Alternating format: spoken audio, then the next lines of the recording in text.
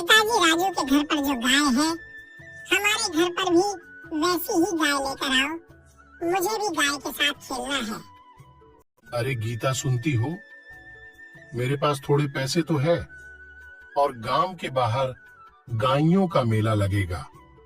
वहां हमारे बजट में थोड़ी सस्ती मिल जाएगी। अगर उन पैसों में गाय आ जाती है तो कल ले आऊंगा।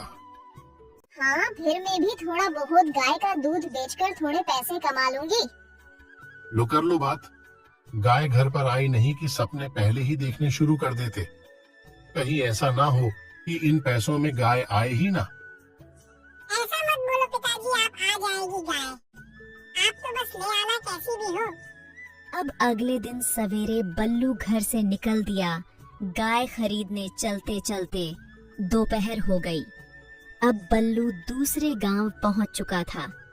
वहां बहुत सारी गायें थीं। बल्लू एक एक करके सबको देखता गया। उसे आगे एक व्यापारी के पास एक गाय दिखाई दी तो पूछा, अरे भाई, ये गाय कैसी है? हमारी गाय बहुत अच्छी है, दूध भी बहुत देती है। ऐसी गाय आपको कहीं नहीं मिलेगी। कितने में दोगे? पूरे 50,000 में। अरे भाई, ये तो बहुत ज्यादा है। मैं इतनी महंगी गाय नहीं खरीद सकता। अब बल्लू आगे चला जाता है। उसको कोई गाय नहीं मिलती। बल्लू निराश होकर लौट रहा था। तब वही रास्ते में एक बुजुर्ग आदमी एक गाय के साथ खड़ा था। वो गाय दिखने में बहुत प्यारी लग रही थी, तो बल्लू से रहा नहीं गया और उस बुजुर्ग से जाकर बोला, अरे आप ये गाय बेच रहे हो क्या? हाँ बेटा, मुझे पैसों की बहुत जरूरत है, इसलिए मुझे ये गाय बेचना पड़ रहा है।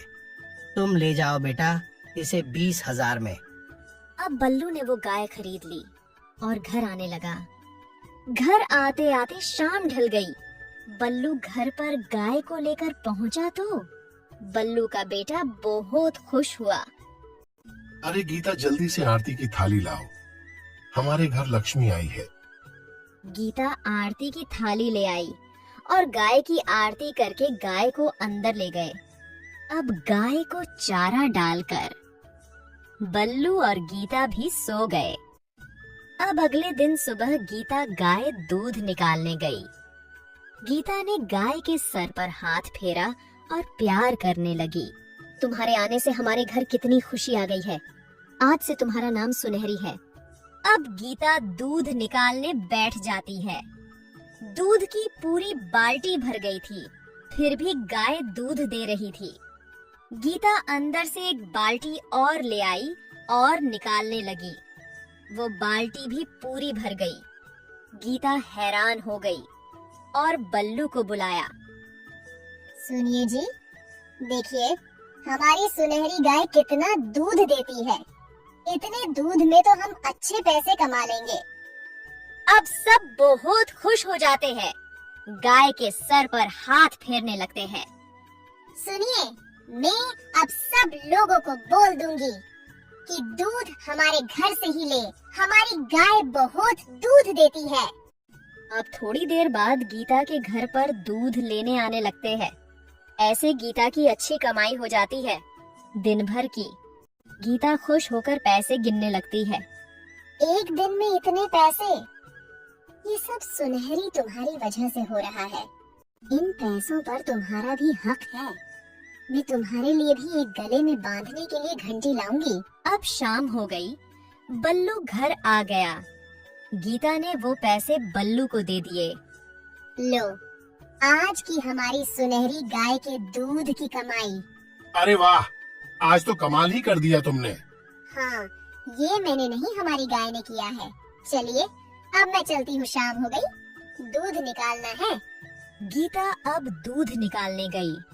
काफी देर हो गई गीता को बैठे बैठे। अब गाय दूध नहीं दे रही थी। क्या हुआ सुनहरी, तुम नाराज हो क्या? आज हमें दूध नहीं दोगी?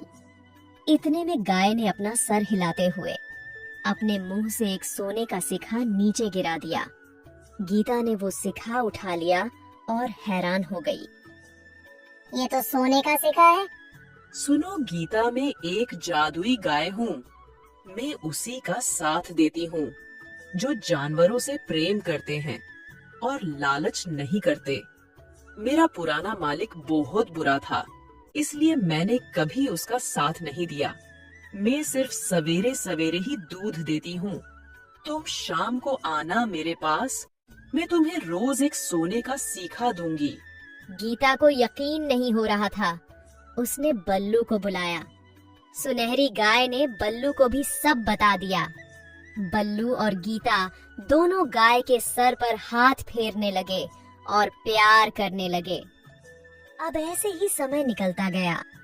बल्लू और गीता उन सोने के सिक्कों को बेचकर अपने लिए एक बड़ा घर ले लिया और सुनहरी को भी अच्छा घर बनवा दिया। अब सब खुशी खुशी अपना जीवन यापन करने लगे। कुछ ऐसा चमत्कार हो जाए जिससे मेरी शक्तियाँ वापस आ जाएं, फिर मैं सबकी मदद करूं।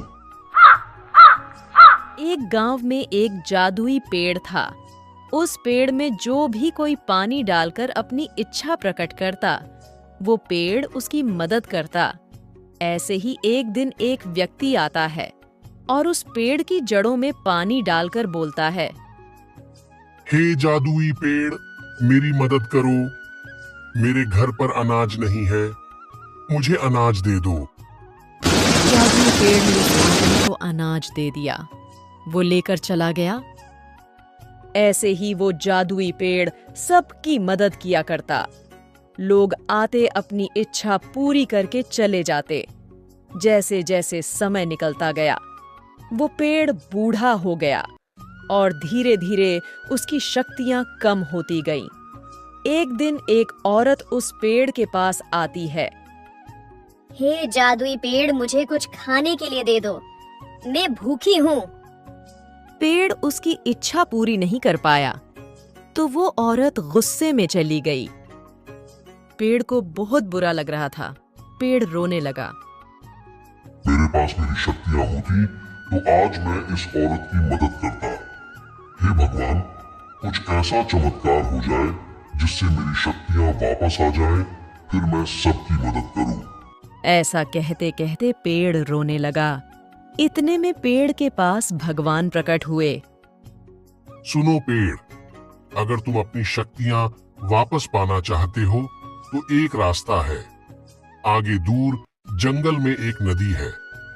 वो नदी एक जादुई नदी है।